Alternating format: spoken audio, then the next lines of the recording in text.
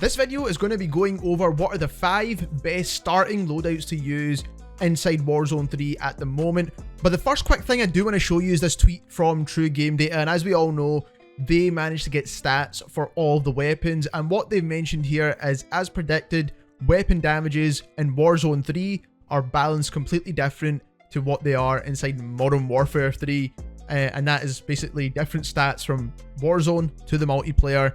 And we kind of expected this anyway because it's been the same since Warzone 1, then into Warzone 2, and now into Warzone 3. Now, having said all that, we're going to focus on the guns that we know that are going to perform well regardless, especially when it comes to recoil control, and then SMGs that have some of the best TTKs in the game. Now, obviously, we don't have the exact numbers yet, but we will get them soon, and then we'll obviously make an updated video on that. But starting off, we do have the MCW with the WSP Swarm.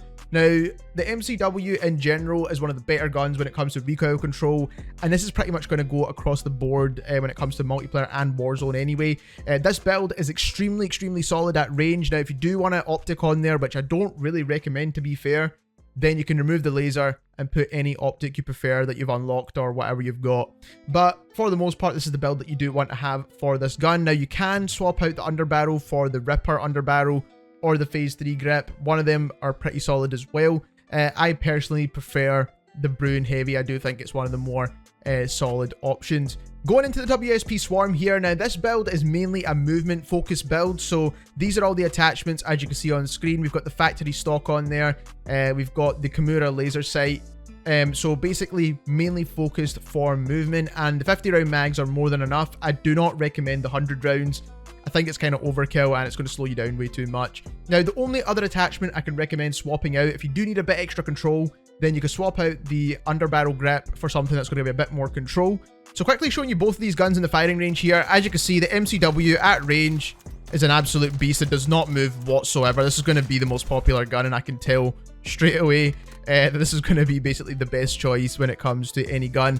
And then the WSP Swarm, as you can see, it's got quite a bit of recoil here. Keep in mind, I don't have any recoil controlling attachments at all on here, but that's because I'm going to be using this at point blank range, and I just want to make sure I'm getting that fastest possible TTK by any means necessary. Hipfire is pretty good on this as well. Movement is also really good when it comes to strafing. The next loadout a lot of people are going to be happy about, and that is a sniper loadout with the Ram 7 and the KATT AMR. Now, when it comes to the Ram 7, obviously this is the new gun, so you've probably not unlocked it just yet unless you've got the tier skips and the battle pass and all that good stuff. But when it comes to the build, I do think I have the perfect build here, testing out in private matches. It does feel really good. Now, it's not the best long range build, but it does pair well with the KATT AMR, which is the only sniper rifle in the game right now that can one-shot headshot. And that is without any explosive rounds or weird attachments there. So when it comes to the Ram 7, the build that you want to use is the OLE laser. You can remove this and put an optic on if you prefer.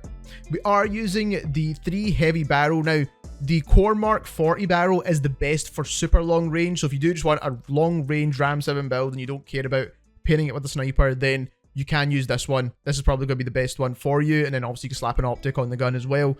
But I do think the heavy X10 is the best choice when it comes to giving that movement but also control, and then pairing it with the sniper obviously, so you can use it as sniper support. The rest of the attachments are pretty straightforward. Bruen Heavy again can be swapped out for the Phase 3 grip or something that's similar to the Ripper underbarrel that we have in Modern Warfare 2. So you've got a couple of different options there, but again, I do prefer the Bruen Heavy grip. It's just my personal favorite. And there's not a lot of vertical recoil on this gun anyway. We do get a 60 round drum mag this time, which is really handy to see. The KATT AMR is the only sniper we know that can one-shot headshot at any range at the moment, without any special attachments. So with this build, you do want to use the Nightfall Suppressor, which is the best one that gives you bullet velocity. We are using the OLE laser for aim down sight speeds, and we are using the tactical stock pad for aim down sight speeds as well. That's the bonus that gives you. Phantom grip again gives you aim down sight speed, so mainly focusing on trying to get this gun to ADS as fast as possible. Then we are using the 50 cal rounds, and that is to get the best possible bullet velocity. Now you can also pair this with the barrel as well. So you're going to be using this barrel here, which is the Zang barrel, and that gives you the best possible bullet velocities. You can pair all 3 together and you get insane bullet velocities.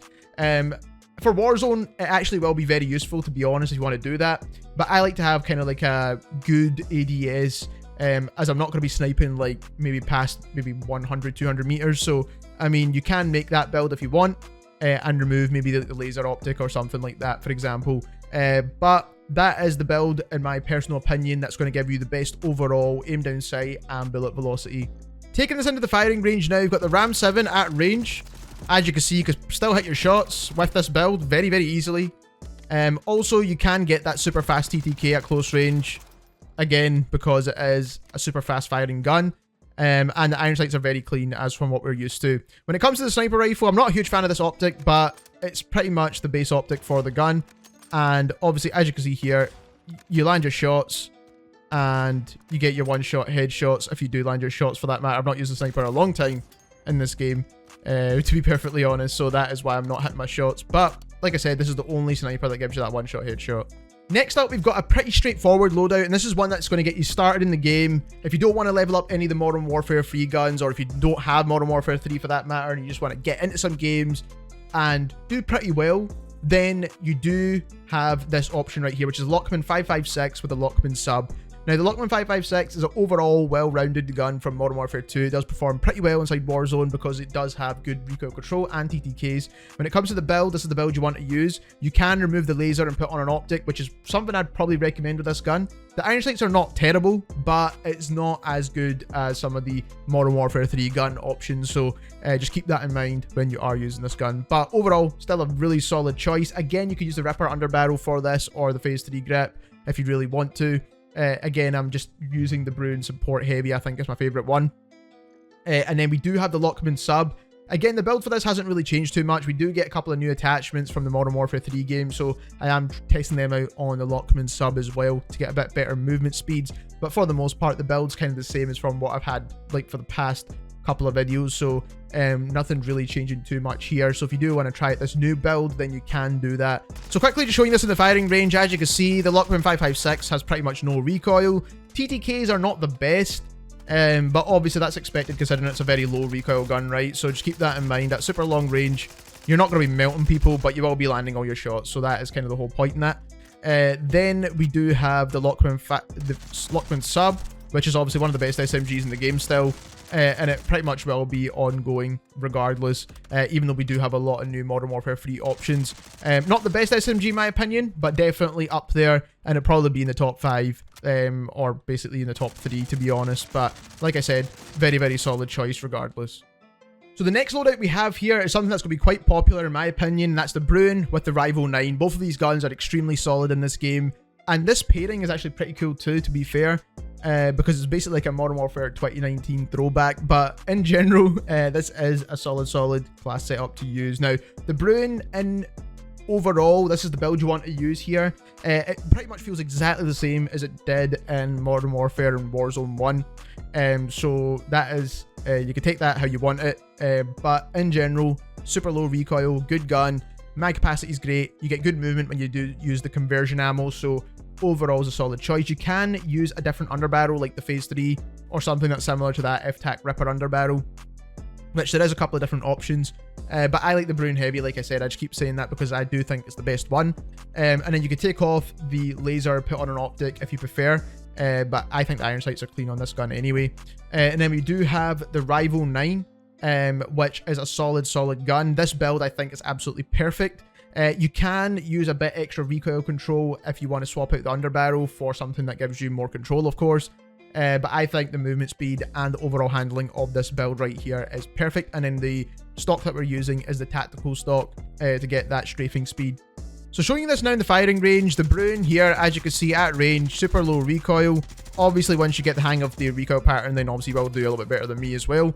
But in general, it's a very easy gun to use. As you can see, it's not difficult at all. And you can shred through enemies very easily. When it comes to the Rival-9, or like similar to the CX-9 that we had in Modern Warfare 2019, as you can see, low recoil, but it also melts through enemies, even at that kind of medium range as well. It does burn through ammo relatively quick from what you can notice here, but overall, a very, very solid SMG regardless. Last but not least, we've got the 5th loadout, which is the TAQ Eradicator with the Striker. Now, in my opinion, the TAQ Eradicator probably wouldn't have made this list. I just know a lot of people are using this gun right now, so I thought I'd give you a build on it because everyone is using this gun. But personally, I don't think it's going to be kind of like the meta choice, if I'm being perfectly honest. When it comes to the build, this is the one I would recommend to make sure you get the best possible control out of this gun. I do think the FTAC Ripper in this case does help out a lot with that side-to-side recoil. The Spitfire suppressor, the Conquer long barrel, the OLE laser, and I do have an optic on there because the iron sights aren't the best on this gun. You can use the iron sights if you like, and then you could maybe use some ammunition or a rear grip to help the recoil even further. But personally, I do think the Rhino Flex is one of my favourite optics at the moment. But this is the best build. I will show you it in the firing range after we go over the build for the Striker, which I do think is a very, very, very solid SMG, especially as a sniper support SMG. This actually might be one of the best because it does perform well at those medium ranges. So I think this is going to be a really solid gun just for various reasons because it's very versatile. But if you do want just like an SMG build that moves pretty quick, then this is the build for you. So we are using the hand stop under barrel, which is the one that helps with movement speeds, the Colossus suppressor, stubby barrel, 7mm laser, and the 60 round mags, which I do think you need on this gun. So again, in the firing range now, what we're going to do is try and fire this gun at long range. As you can see, it does do pretty well in terms of TTK, and that's obviously probably why a lot of people are using this gun. And obviously the in-game on the firing range is not a good comparison of how the actual TTKs are going to work with these weapons, but it does give you a rough idea, which is all we kind of need for now. And then when it comes to the Striker SMG, this gun is an absolute laser, basically. I mean, you could pretty much kill people at like super long range with this, and it's just absolutely insane, especially since you're getting like really good movement speeds out of this SMG as well, and a 60 round mag is pretty ridiculous too. So I can't really recommend the Striker enough at the moment. But like I said, when it comes to the TAQ Eradicator, the best build is what I've given you, but you can obviously swap out this for a different gun and still use the Striker as your secondary. If you enjoyed this video, don't forget to subscribe, and thank you very much for watching.